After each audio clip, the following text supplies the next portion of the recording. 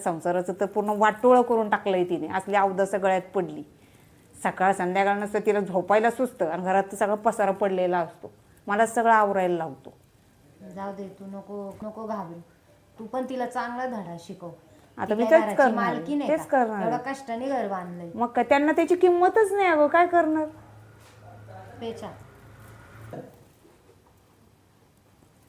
आमच्या घरात तर दिवस रात्र कटकटी चालू असतात नुसत्या. हा ना. काहीच कळत नाही कोणाचं काय चुकतंय ते. सारखं भांडणं भांडणं भांडणं. घरात शांतताच नाही.